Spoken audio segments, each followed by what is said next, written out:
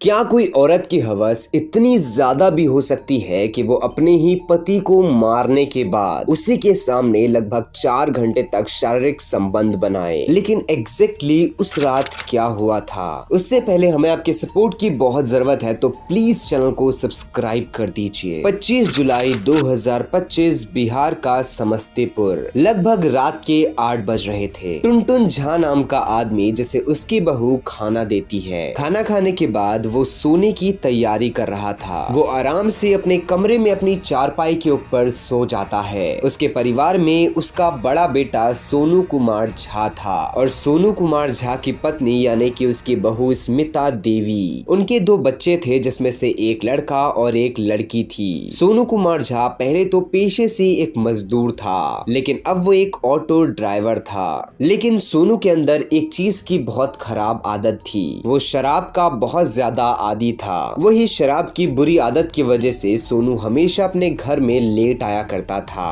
और वो अपनी पत्नी को अक्सर रात में मारा करता था। अब लेट आने की वजह से जो उसका पिता यानी कि टुनटुन झा था, उसने सोनू कुमार झा को एक अलग से चाबी बना करके दी थी, जो कि उनके घर के पीछे वाले दरवाजे की थी, कि जब भी रात में सोनू कुमार झा शराब की हालत में आए तो वो पीछे के दरवाजे से घर आ जाए। तभी 26 जुलाई 2025 टुनटुन कुमार झा सुबह उठता है। तभी उसे ये सुनाई देता है कि उसके घर में उसकी बहू यानी कि स्मिता कुमार झा रो रही है। वो जल्दी से दौड़ते हुए हॉल की तरफ जाता है तो वो ये देखता है कि स्मिता ने अपनी गोदी में उसका बेटा सोनू कुमार झा को पकड़ा हुआ है और वो जोर जोर से रो रही है। जब टुनटुन उसके पास जाता है तो उसे पता चलता है कि जो उसका बेटा यानी कि सोनू कुमार झा है, उसे करंट लग गया है और उसकी मौत हो गई है। तभी जो स्मिता की रोने की आवाज रहती है वो इतनी ज्यादा तेज रहती है कि आजू बाजू के लोग भी उनके घर आ जाते हैं। वो सबको ये बताया जाता है कि अचानक से बिजली की तार पकड़ने की वजह से सोनू कुमार की मौत हो गई है। लेकिन तभी वहाँ पर लोग ये देखते हैं कि सोनू कुमार की जो पीठ है उसके ऊपर लाठी से लगने के बहुत ज्यादा निशान है। उसकी आंखों के पास काला कालापन है और खून जम गया है और जो उसका गला है उसमें ऐसे गला दबाने के जैसे निशान भी है। उसी वक्त पुलिस को बुलाया जाता है और पुलिस को बुलाने के बाद सबसे पहले सोनू कुमार की बॉडी को इन्वेस्टिगेट किया जाता है और उसे ऑटोप्सी यानी कि पोस्टमार्टम के लिए भेज दिया जाता है।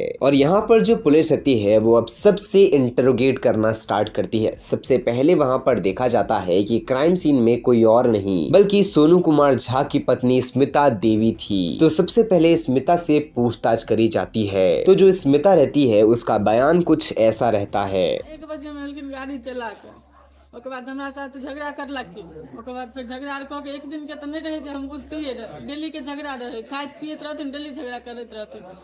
ओके बाद सुत रहलिए, हम सुबह 4 बजे उठलिए तब देखे छिए उतार लाइन वाला लग गल। तब हम गेट खोल के पहले पलक निकाल लिए, ओके बाद गेट खोल के बजे ओके बाद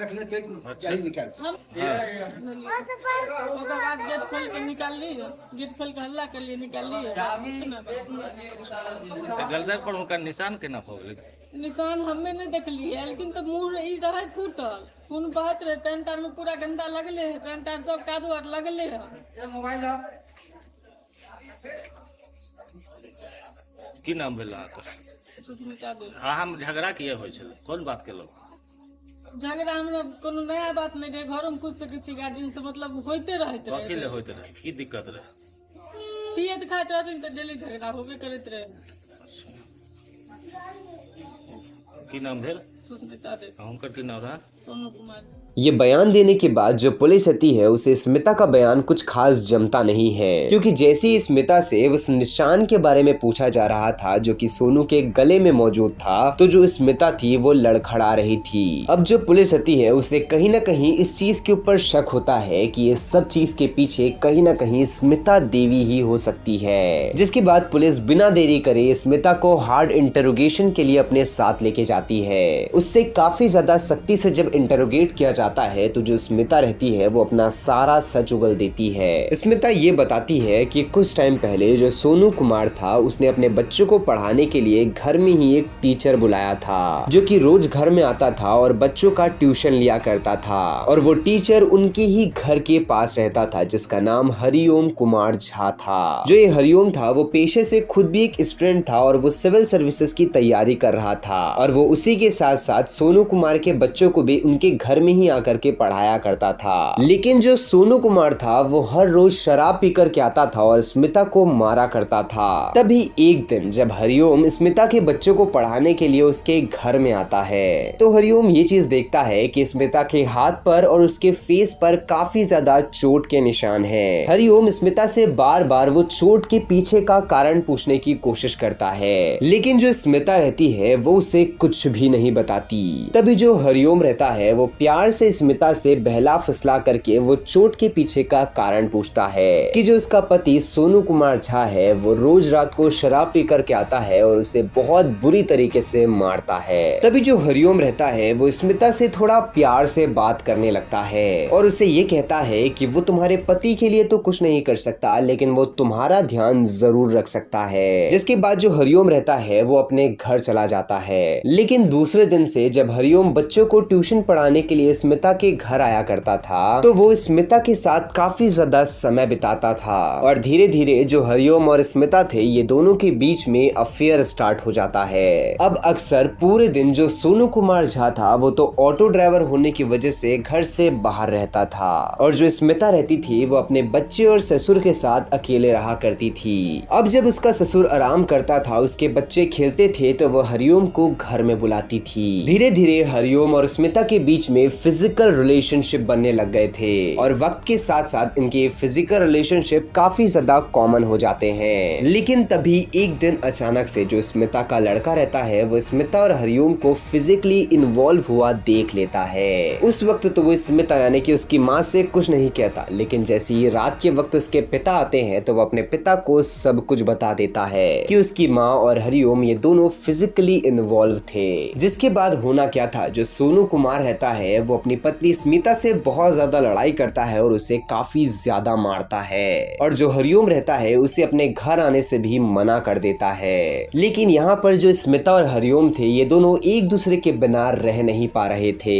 तभी 25 जुलाई 2025 को जब स्मिता का ससुर टुनटुन कुमार झा सो जाता है तो पीछे के दरवाजे से जो स्मिता रहती है वो हरिओम को घर बुलाती है। अब उस वक्त जो स्मिता के दोनों बच्चे थे वो सो रहे थे तो जो स्मिता और हरिओम थे ये दोनों फिजिकली इन्वॉल्व हो जाते हैं। अब जैसे ये फिजिकली इन्वॉल्व थे तभी अचानक से सोनू कुमार झा जिसके पास पीछे के दरवाजे की चाबी थी वो घर के अंदर आ जाता है। हालांकि जो सोनू था उसने काफी ज्यादा शराब पी हुई थी, लेकिन उसके बावजूद भी जैसे ही वो अपने पति को हरिओम के साथ आपत्तिजनक स्थिति में देखता है तो सबसे पहले वो अपने पति स्मिता को मारने लगता है। तभी जो हरिओम रहता है वो पीछे से सोनू को मारने लगता है। जिसके बाद स्मिता और हरिओम ये दोनों मिलकर के सोनू को डंडों से मारते हैं और उसके बाद उसका गला दबा करके उसकी जान ले लेते हैं। जिसके बाद वो लोग ये प्लान बनाते हैं कि वो ये डेथ को एक नेचुरल डेथ बना देंगे। जिसके बाद वो बिना देरी करे एक तार लेकर के आते हैं और उसे स्विच बोर्ड से कनेक्ट करने के बाद सोनू की बॉडी को वो तार पकड़ा देते हैं, जिसकी वजह से उसे करंट लग जाता है और उसकी बॉडी ऐसे प्रिटेंड करी जाती है जैसे कि उसकी डेथ करंट लगने की वजह से हुई हो।